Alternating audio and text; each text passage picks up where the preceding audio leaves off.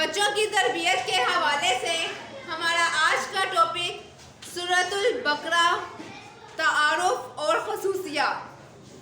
سورۃ البقرہ قرآن مجید کی ترتیب کے اعتبار سے دوسری اور سب سے طویل سورت ہے۔ اس سورت میں کل 286 آیات ہیں۔ سورۃ البقرہ کا آغاز حروف مقطعات سے ہوتا ہے۔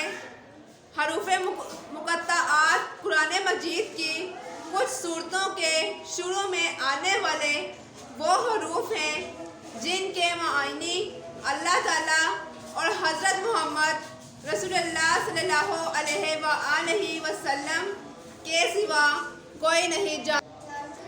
سورۃ البقرہ کی آیات 67 تا 73 میں اس گائے کا واقعہ مذکور ہے جسے ذبح کرنے کا حکم بنی اسرائیل کو دیا گیا تھا، اس لیے اس سورت کا نام سورۃ البقرہ ہے، کیونکہ بقرہ عربی زبان میں گائے کو کہتے ہیں۔ اس واقعے میں بہت سی حکمتیں ہیں، جن میں سے ایک اہم بات یہ ہے کہ اللہ تعالیٰ انسانوں کے مر جانے کے بعد انہیں دوبارہ زندہ کرنے پر مکمل قدرت رکھتا ہے۔ نبی کریم صلی اللہ علیہ وآلہ وسلم جب ہجرت فرما کر مدینہ منورہ تشریف فرما ہوئے تو یہ سورت نازل ہوئی۔ مدینہ منورہ میں جن لوگوں کو اسلام کی دعوت پیش کی جا رہی تھی وہ مکہ مکرمہ کے رہنے والوں سے مختلف تھے۔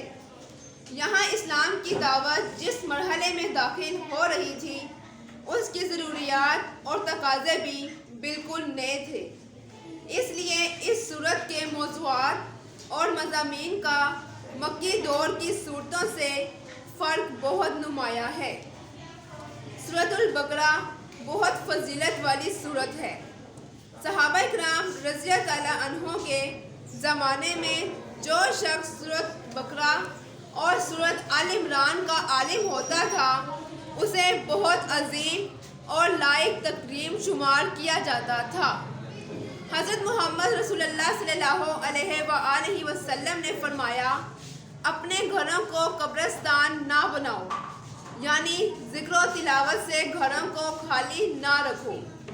بے شک شیطان اس گھر میں داخل نہیں ہوتا جس میں سورۃ البقرہ کی تلاوت کی جائے۔ نبی کریم صلی اللہ علیہ وآلہ وسلم نے فرمایا، ہر چیز کی ایک چوٹی ہوتی ہے اور قرآن مجید کی چوٹی سورۃ البقرہ ہے۔ حضور اکرم صلی اللہ علیہ وآلہ وسلم نے فرمایا، سورۃ البقرہ پڑھا کرو، اس کے پڑھنے میں برکت، چھوڑنے میں حسرت اور بد نصیبی ہے، اور اہل باطل، جادوگر، کاہن اور مکار لوگوں کا اس پر بس نہیں چلتا، یعنی ان کا فریب اثر نہیں کرتا۔ سورۃ البقرہ قرآن مجید کی 7 طویل سورتوں میں سب سے بڑی سورت ہے۔ ان سورتوں کے متعلق نبی اکرم صلی اللہ علیہ وآلہ وسلم نے فرمایا، جس نے قرآن مجید کی 7 طویل سورتوں کے علم کو حاصل کر لیا وہ بہت بڑا عالم بن گیا۔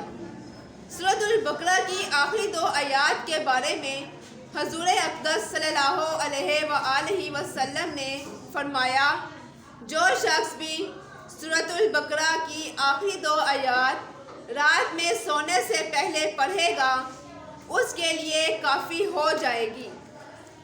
سورۃ البقرہ کے مضامین کی گہرائی اور وسعت کا اندازہ اس بات سے لگایا جا سکتا ہے کہ حضرت عمر بن خطاب رضی اللہ عنہ جیسے جلیل القدر صحابی کو اس سورت کو مکمل طور پر سیکھنے میں 12 سال لگے، جبکہ ان کے صاحبزادے حضرت عبداللہ بن عمر رضی اللہ عنہ نے اس سورت کو 8 سال میں اس کے تمام مضامین کے ساتھ سیکھا۔